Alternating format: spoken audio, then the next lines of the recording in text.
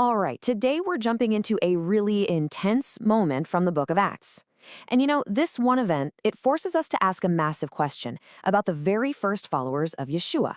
Were they actually starting a brand new religion, or were they fighting to bring an ancient one to its ultimate fulfillment? So picture this. We're in first century Jerusalem. The apostles Peter and John have just been arrested, thrown in jail. And not just by anyone. We're talking about the temple authorities. I mean, this is a huge deal, a direct showdown with the most powerful people in the city. And right away, this arrest brings up the huge question our sources are getting at. Is this the moment? Is this when Christianity splits off from Judaism and becomes its own thing? Or is there something else going on here? Something we've maybe missed? Okay, so let's talk about the conventional story. The one many of us probably grew up with. It's that the book of Acts is basically the story of the birth of the church, right? The founding of a whole new faith meant to replace biblical Judaism and its laws, the Torah. So this table really lays out the two sides of the coin that our sources are looking at. On the one hand, you have that conventional view. The church replaces Israel, the Torah is abolished, end of story. But on the other hand, there's this idea of Hebraic continuity. And that perspective suggests the apostles saw themselves as fulfilling the promises to Israel, not throwing them out. It's a totally different way of looking at it. So let's really dig into this idea of Hebraic continuity. What does it actually mean? Well, the sources argue that if you really want to understand what the apostles were doing, you have to see them through their eyes. And they didn't see themselves as starting something new. Not at all. They believed they were living out the prophesied continuation of Israel. First things first, let's talk about what they called themselves. And this might surprise you. The word Christian. It's everywhere now, right? But that's not what the first believers called themselves. Nope. According to the book of Acts, they had a very specific name for their own movement. They called themselves followers of Haderech. That's Hebrew for the way. And our sources make a really big deal out of this because it wasn't the name of a new religion. Back then, the way meant a specific path, a particular way of interpreting and living out the Torah and the prophets, the one they believed was the true messianic way. And this really drives the point home. You've got the way on one side, that's their self-chosen name, their internal identity, deeply rooted in Hebrew thinking. But Christian, that was an exonym, a nickname given to them by pagan outsiders in Antioch. It was basically a political label, kind of like calling followers of Caesar Caesarians. It completely missed the deep Jewish theological meaning of what was actually happening.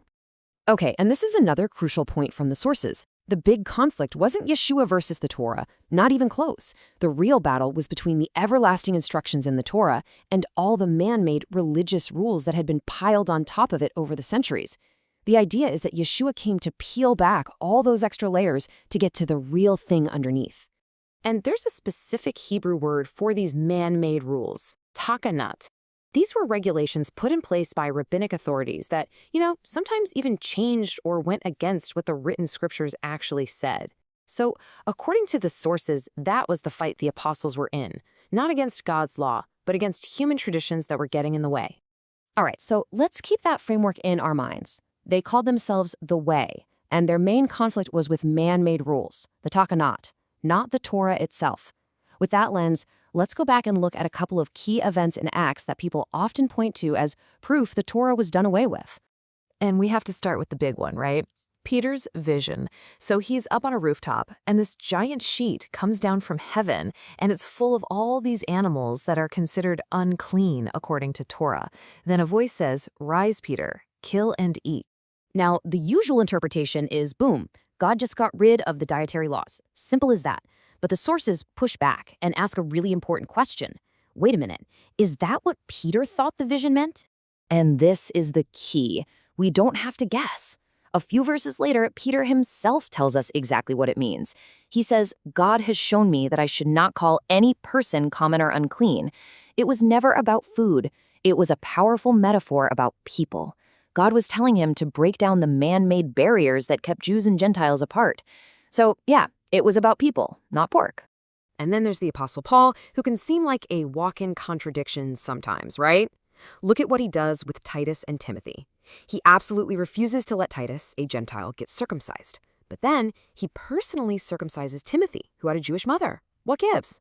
Well, our sources argue this isn't hypocrisy. It's actually an incredibly consistent application of Jewish law, or halacha. See, for Titus, outsiders were demanding it as a requirement for salvation, a total non-starter for Paul. But for Timothy, it was about affirming his legal status and identity within the Jewish community, something Paul completely respected. It's all about the why. Okay, so now that we have this whole perspective of Hebraic continuity, let's circle all the way back to where we began. Peter and John, arrested and in custody in Jerusalem. So let's look at the accusers. Who exactly had them arrested? The Bible is super specific here. It was the priests, the captain of the temple guard, and, this is the important part, the Sadducees. Now, you gotta remember, the Sadducees were the ruling class, the wealthy aristocrats who ran the temple, and they had a major theological beef with the apostles. So what was the official charge? It wasn't starting a new religion. It was for proclaiming in Yeshua the resurrection from the dead. And this is so specific for a reason, because the Sadducees, they didn't believe in the resurrection at all. So when Peter and John are out there preaching this, it's a direct public attack on the Sadducees' core beliefs and their authority. So the council tells them, hey, knock it off, be quiet, and Peter's response is just amazing. You judge whether it's right in God's sight to listen to you rather than to God. Now, through the lens our sources provide, this isn't a Christian walking away from Judaism.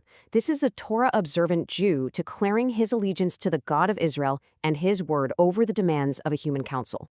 And just like that, the whole conflict gets reframed. This isn't Christianity versus Judaism. What we're actually seeing, according to the sources, is an internal Jewish debate. It's one messianic Torah-observant group clashing with the religious establishment of their day over some really deep theological questions, and of course, who has the ultimate authority. All of this brings us to the source's big conclusion about that final split. You know, the one that led to the separate religions we call Judaism and Christianity today. When and why did that really happen? Well, the takeaway here is that this parting of the ways was absolutely not what the apostles wanted or even imagined. According to this perspective, they lived their entire lives and died as faithful Torah-observant Israelites. They believed they were ushering in the prophesied restoration of their nation.